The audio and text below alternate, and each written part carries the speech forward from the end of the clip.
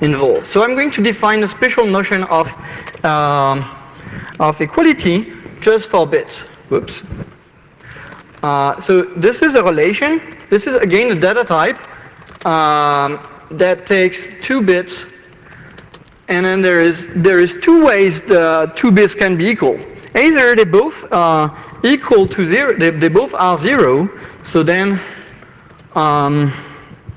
it's going to look like that. So you can read this as kind of rules. So there is one rule that says that 0 is equal to 0. So basically when there is this underscores, this is what we call mixed fixed notation, where basically the arguments goes where the underscore goes. So I can write this syntax where the whole name is bit bracket equal bracket, and then it's used like for 0 here. Then same thing for 1. That 1 can be equal to 1. Yeah, they're here. It's all. Also in Agda we like Unicode. That's why there is all this. Okay, so I got tricked by this indentation thing again. Okay, now I can use this special predicate that I've just defined, the special relation that says when 2 bits are equal. Okay, great. Okay, so now I do a case analysis on X. And then there is a special thing called refine. When this is obvious which one to pick. Oops. When this is. Okay. So here is a proof that that not X is equal to X. When X is 0, the reason for why it's 0, it's because of computation. The X is 0, so not will compute to 1, and then not will compute again to 0, and then I just have to say that yeah, 0 is always equal to 0. Okay, so this proof is so is so easy that there is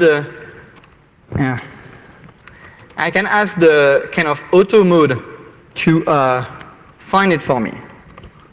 This is not necessarily that impressive, but generates this code. Okay, so okay, let's. So I have another example with bits, but let's move on to the next part. Then I have natural number. Usually I use Unicode everywhere, but I'm not going to push myself into too much typing. This setting. Yes, all the typos I do. This is again some indentation thing. Okay, so there is the natural numbers, right? 0, 1, 2, and they are defined with this data type that is they are 0, then successor of 0, then it's 1, then successor of 0, then it's 2, etc. Oops. Then on those natural numbers, what I want is addition. I'm going to need it later on. Okay, so addition takes 2 natural numbers. Yes, great. X, Y. Yes. Again, I have this, yes. Okay, so for this, I will do a case analysis on the first one. So this is either 0 or successor. Then 0 plus y, I know it's y. That's fine. And if I know that the first argument is made of a successor, then I know that the result is made of a successor. So I go for that. I can build a program incrementally. And then I make a recursive call on the rest. So here you have to really think of this one as being parentheses like that. And so that the recursive call of the plus function is made on something smaller. So that's why it's accepted. Agda only accepts this terminating functions that are defined everywhere. If I miss one case, then it says that I miss one case. Okay. Okay. Now list. or maybe I go directly, okay, I have the type for list, and then, or maybe I show it on the complete file. Then I will load this. We'll load this complete file. I will do the magic trick again. Okay, so this is sort of the same thing that we've seen. I used a bit different names, but anyway. Okay, so there is the natural numbers, an addition of natural numbers, and then here is how we can define lists. They are either empty or they are made of one element followed by a list. Okay, this is the const case.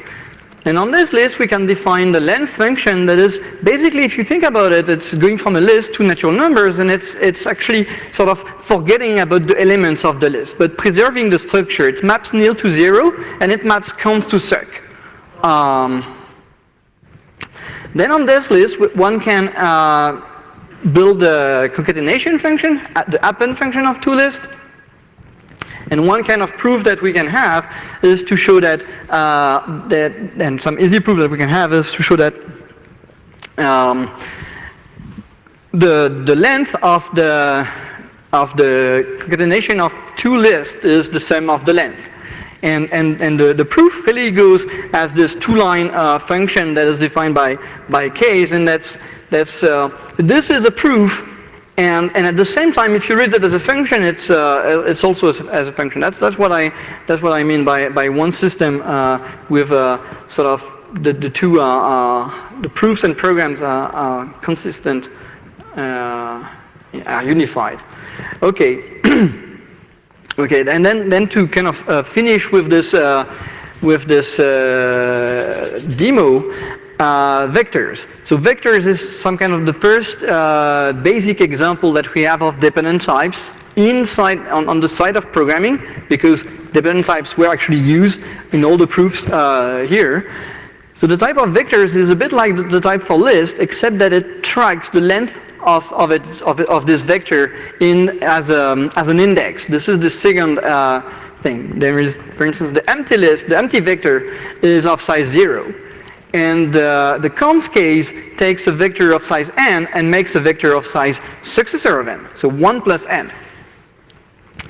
Obviously, we can turn vectors into lists, sort of forgetting the static knowledge that we have of the length. We can also prove that when we take the length of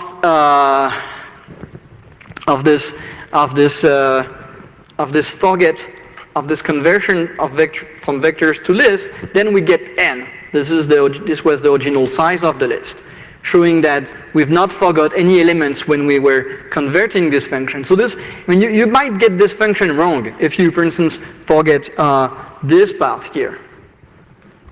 But then the proof will complain later on. So some parts are crucial because these are the specification, these are the meaning of things, and then the proofs are the part that if it's accepted, then it's okay. Okay, and finally, you can append two vectors, and here this is where the dependent types truly shines, as the first vector is of size m, and the second is of size n, and the resulting vector is of size m plus n. And this is the plus that we defined earlier. This was on program side, and now it's in the types. And when you define this function, it's really exactly defined, I don't know if we can have both on the same screen, but it's really defined exactly in the same way that the append function on list. So the fact that this function is precise about the length of things is really sort of for free here. We have the same code that we had for append. It really relies on some kind of engineering of the definition, such that the append function that we define works on the left, on the first argument, and the plus function works on the first argument as well. That's why everything sort of works out nicely. And yeah, that's the end of the demo. Okay, so let's get back here. Okay, now this was kind of general Agda thing, and now let's go more into security and okay. So Okay, briefly, everyone knows about public key encryption, I hope here. So we have this just brief recap of the notation I use. So SK for the private key, public key, PK for the public key. And so we have an encryption function called enc, and I don't put any parentheses to pass arguments to a function, right? So enc PKM takes the public key and a message and produces ciphertext C, and the decryption can do the reverse and needs the private key. Okay, so this is pretty straightforward. Then you have to, this picture is not as nice as I wanted to be, but this is the an important notion. This is the in-CPA security notion, and this is defined as some kind of a game which works as follows. There is two participants, the challenger and the adversary. So the challenger represents the good guy and also let's say the host system, the network and all the parts that we trust, let's say, and the adversary here represents all the bad guys colluding between with each other. Okay, and the game works as follows. The challenger starts by generating a key pair of SK and PK, and then sends the public key to the adversary. The adversary can now encrypt as many messages as he wants, because as we know, you only need the public key to encrypt. Then the adversary has to send two messages, M0 and M1, to the challenger. He can pick the messages as he wishes. This is chosen plain text attack. Then the challenger will encrypt one of the two messages with the encryption function. And so let's say that it encrypts MB, where B is some kind of secret bit. So it's either M0 or M1 that gets encrypted, and sends this ciphertext C to the adversary. Then this adversary has to tell which one has been encrypted. Okay, and we say that if the adversary can guess sufficiently often, then we can claim that the encryption has been broken. So formally this is defined that there is the probability of the adversary of winning, so of guessing the right bit, and we want to see the distance of this probability to 1/2. That is what we call the advantage. So if you guess really, if you guess always good, then you have a good advantage, and a good advantage is being away from 1/2, and 1/2 is when you answer at random, or when you answer always the same thing. So the worst is advantage 0, and the best is advantage 1/2. Okay. So in Agda, we can model this adversary, and there is various ways of doing so. But one way would be to say that the adversary comes into two parts. The part that computes these two messages, M0 and M1. This is then modeled as a record here, and of two parts M and B prime. And the first part takes the public key, as I said, some randomness in I'm going to speak a bit more about the randomness later. Let's keep that for now. And has to return a pair of messages. Then B prime takes basically there is no state for this adversary, so we pass him back all what he got before. So he gets the same public key again, and he gets the ciphertext, and he gets to decide which B it was. Okay, and yeah, does this game previously sounds trivial to break? The idea is that it's supposed to be defined such that all the trivial attacks do not work, and that all the remaining depends on the way the encryption works. Okay, so there is one trivial attack that is, imagine that your encryption function is deterministic. Then it's pretty easy. My adversary can pick any two messages, M0 and M1, as long as they are different. And then my test for the B prime would be to simply compare the ciphertext I receive with my own encryption of M1. Because I choose the message and I can encrypt them, so I can compare. And if this encryption function is deterministic, then this works. And the proof sketch would be sort of as follows, that the encryption, if it is deterministic, then it means that MB is equal to M1, therefore that B is equal to 1, and therefore that I guessed B. So why is this game still used if there is this, right? The point is that we are not supposed to have an encryption function that is deterministic. I mean, at least then it will fulfill different security criterion, but not the semantic security of in CPA and all what is above it. So, so the encryption should be randomized, but if you think of it of the what we call now textbook RSA, it's defined like that. That is, the public key is a pair of E, the exponent, the encryption exponent, and N, the modulus, and then the encryption is just M to the E modulo N. This is completely deterministic, this thing. So yes, RSA, if it's implemented like that, it's not secure according to this in CPA definition. That is, you can have an adversary that can pick the two messages and that can have a clue about which one you encrypted. The thing is that RSA is not good at encrypting particular messages. It's only good at encrypting random messages. Then it's fine if M is picked at random. So that's why now RSA should be used as you encrypt, you pick M at random, and this M is not your message, but is some kind of secret key for some other encryption, let's say a symmetric encryption scheme. So anyway, so randomness is paramount.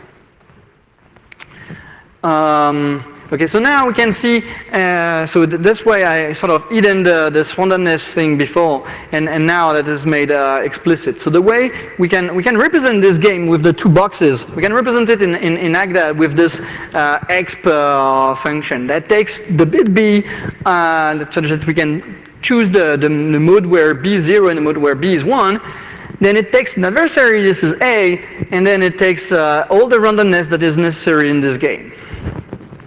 So one point of this exercise is that usually the randomness can be made sort of implicit in the discourse, but here we really make it explicit as we think it's really necessary to clearly see things. So anyway, so this games proceed like there is this 4 lines. PK is created out of the key generator, then it's sent to the adversary, the M path, then the MB message is encrypted and gets called C, and then we can pass C to the adversary again to get the resulting bit. Then the little b in the game function just below, now it becomes part of the randomness. We pick this b at random, and then we obtain the game I was mentioning. Okay, so there is another trivial attack that is, what if the size gets to leak? So basically, if M0 and M1 any messages, as long as they are different size, then a way of seeing which one has been encrypted is just to look, is this the size of the ciphertext I get of the same size of the encryption of M1? So even if I encrypt M1 with a different randomness, then it will usually crypto schemes preserve the size, and the size do not depend on the randomness. So this would work. So that's why the actual definition of in CPA is actually to require the two messages to be of the same size, right? So of course they knew about that. So the real definition of in CPA is that M0 and M1 are of the same size. And that we only consider randomized encryptions, okay, to defeat these two trivial attacks. Okay, so now let's speak a bit about compression together with encryption. Okay, so what if when both are good, we want privacy and we want to save some bandwidth or storage? So let's put them together. So first attempt, we encrypt and then we compress. This is useless because compression after, basically encrypted data looks like random, and there is one thing that compression can't always do is well encrypt random. This is a matter of entropy. It's so basically it works but doesn't compress much. Okay, so let's do the opposite. So encryption after compression. And one way to think of it is to say that you take an encryption scheme, enc, and then you produce a new one that will systematically, just before encrypting, will systematically compress the message. Like you don't think, right? You compress and then you encrypt. Okay, so that we get thiscenc function. And that's the part that is broken. So this is what where the compression oracle comes in.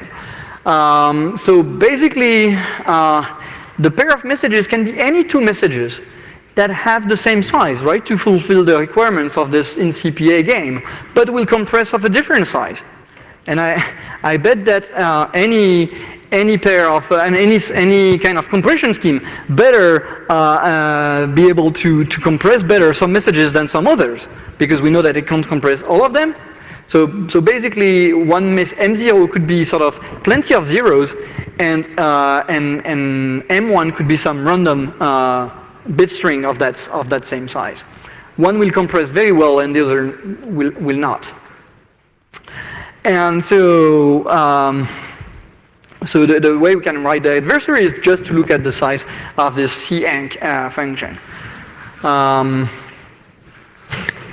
So this was known for a long time as some kind of a theoretical attack, that because in CPA is not protecting the length of the message, if you can encode, if you can make the length depend on the content, then chosen plaintext attack can then work again.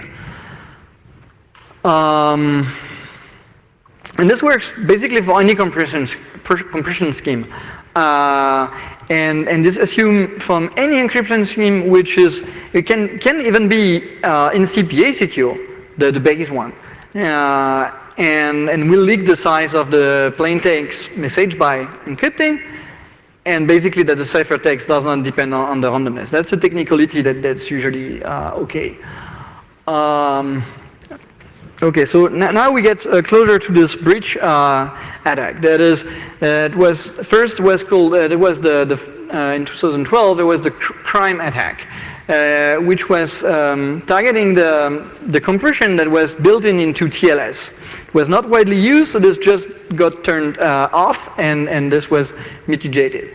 Okay, breach. So. It's an improvement on. So what we saw is that in theory this was broken since the beginning. Each time you compress, whatever you do, each time you compress, then you encrypt. In CPA doesn't help you. It's and usually in CPA is considered kind of the lowest theoretical security notion for an encryption scheme. So it works and this breach attack works. This kind of attacks, they go further. They use a lot of ingenuity and tricks to not only make this attack work in theory, but works in practice. And not only to recover sort of one bit in the case we pick the messages, but recover all the secret. That's what gets interesting. So this breach attack works on the HTTP responses and can get secrets like CSRF tokens, because they appear in the responses and they usually reflect part of the input. Okay, so from the paper we can explain how this let me make it bigger. This attack works is that the first thing is a URL where you have in the parameters you you can put something that looks like this canary could be CSRF token equal. This is something that is just the prefix before the secret that is known. Then you put your guess, and then you will get as the response something that includes your guess, and that also contains the secret below, this canary D6. So the secret is D6, 3, 4, etc. And the thing is that if your guess is good, then the compression will work better. And so just by looking at the size of because you don't get this response in clear text, this is not meant for you. The setup works like that.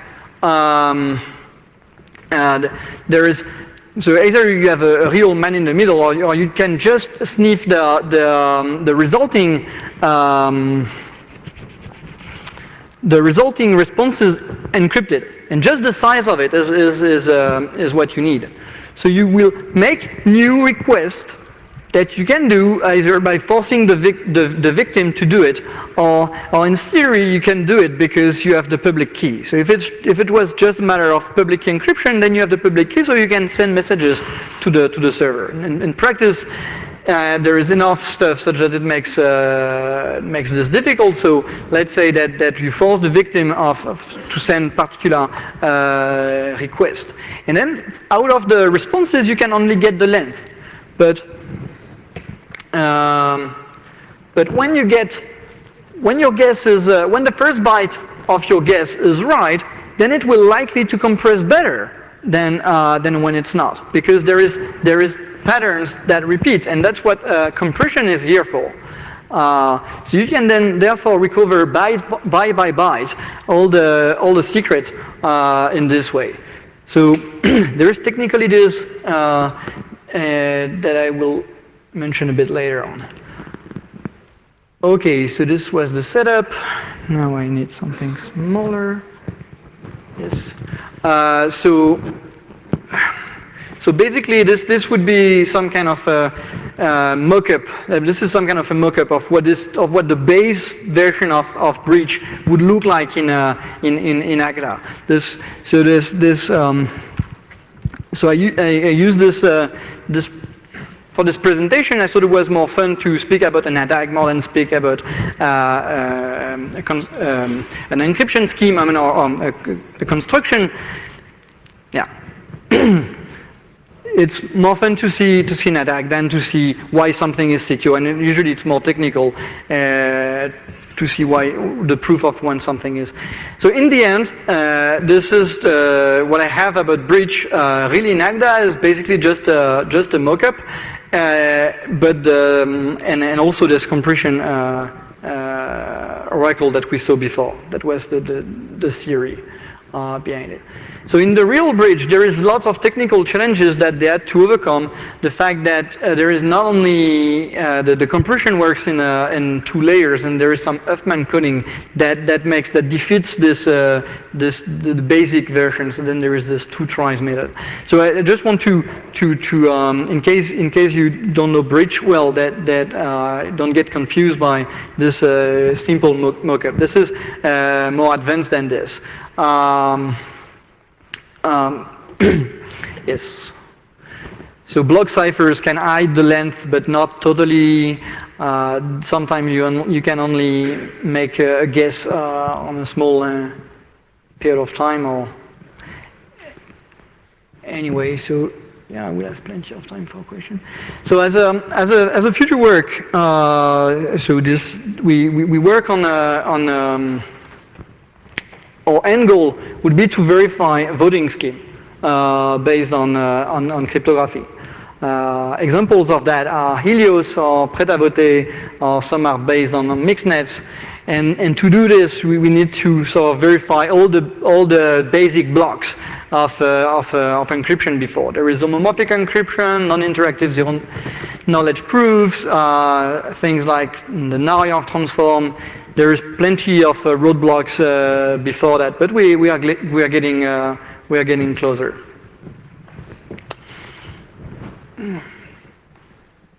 That's the end of my talk, and we have plenty of time for questions.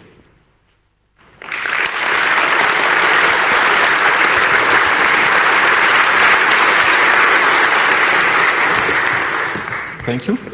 Are there questions from the internet? Yes, there are. Go ahead.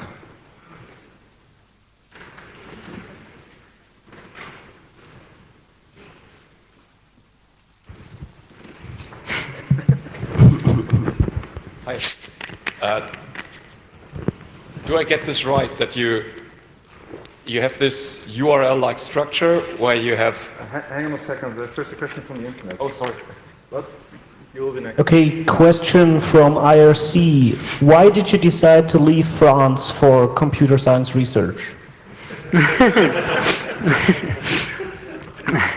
Okay, didn't really... in short, I didn't left necessarily for long. This is quite common after your PhD to do a postdoc somewhere else in some other country to get more international experience, and then I hope to get a position back in France. But I'm not that. I mean, the place doesn't matter much more than like the context, the team, and all that. Hi. Would the breach attack still work if this URL includes a kind of randomly created session ID? Because then your guess compresses together with the secret and the session ID. So you think in the case where the session ID has some patterns that will repeat with the guess? Yeah. I think this is sort of unlikely, and the thing is that if the session ID is the same over requests, okay, then I think it doesn't help.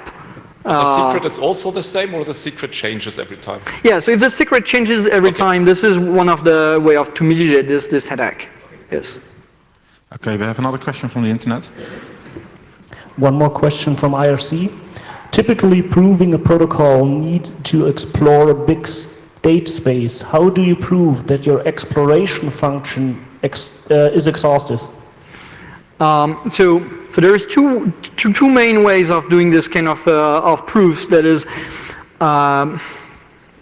either relying on what we will call model checking, and here it usually depends on really exploring that space.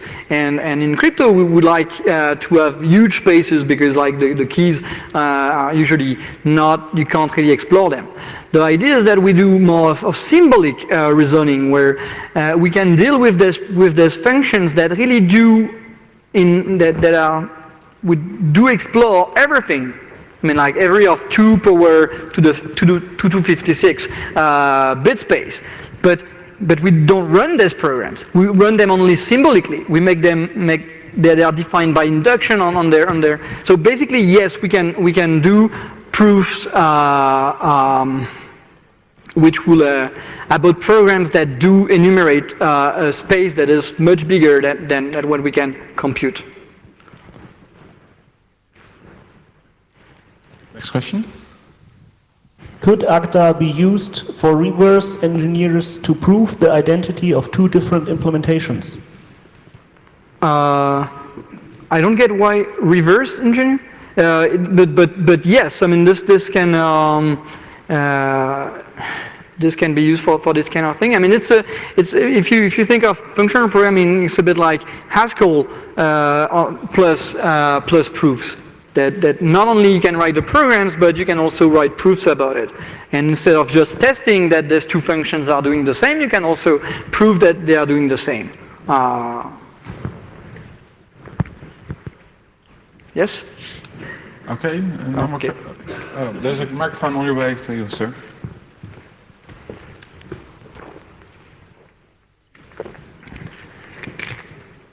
So I like the general idea very much, but the weakest concept seems to be that there is no real concept for entropy in the whole system of a formal proof. So can you deal with weak random generators and say anything about the complexity? How long do you have to listen to this?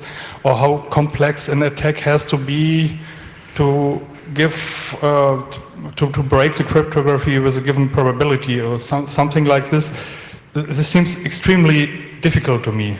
Yeah, so I expect the thing to be sort of, I mean, as we usually do, to be modular, as in when you have a particular thing that requires randomness, we'd say, oh yeah, we pick random numbers. And then in practice, we use a pseudo-random generator, which is better be secure.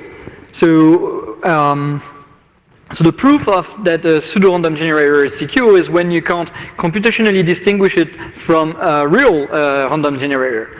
So if the two components were sort of proof secure with computational bounds, then you could merge them together and get the final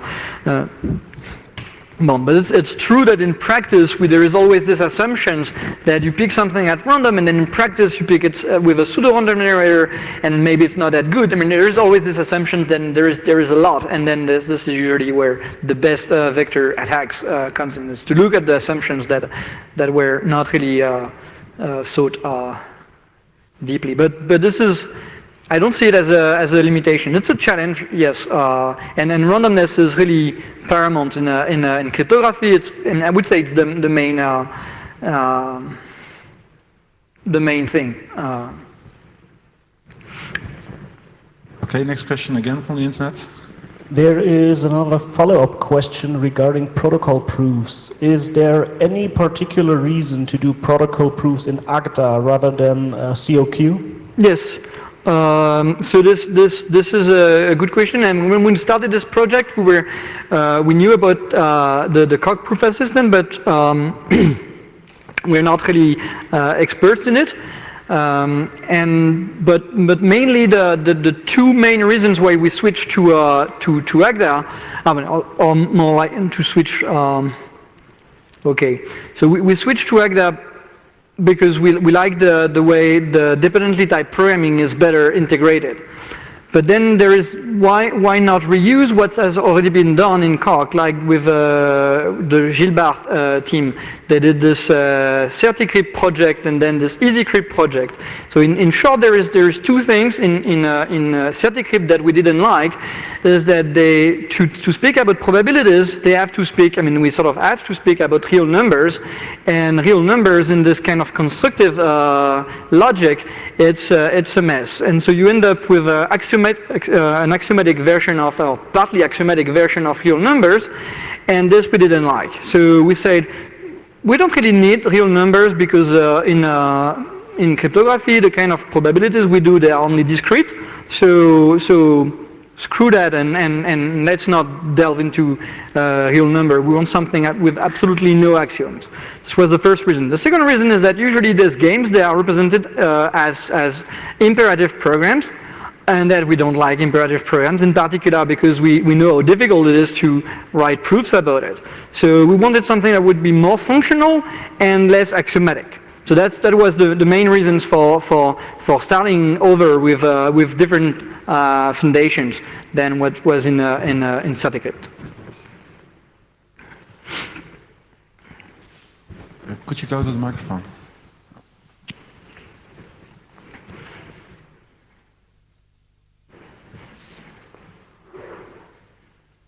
So if I got you right, so the result of the compression should be completely random, so to have a perfect encryption after that. So, but I would assume that the result of compression can never be completely random because there is no perfect compression. So I think if you may have got close to it if you put the compression scheme into that piece of data, but then that's not random anymore. And if you don't, where would you put the compression scheme? Because that scheme can't be random data. Yeah, so I'm not exactly sure. I think I get the idea of but I mean this is a fundamental issue. Like compression. If we want to use compression, it's because it makes some messages smaller, but we know it can't make them all smaller. I mean, it can't compress messages in the same way. And some will be compressed well, some won't, and some won't be compressed at all. and there will be this dictionary at the beginning that makes things bigger. So if we go to the worst case, then you would have to never, if you want to pad the messages such that they all end up with the same size, then you end up not compressing at all.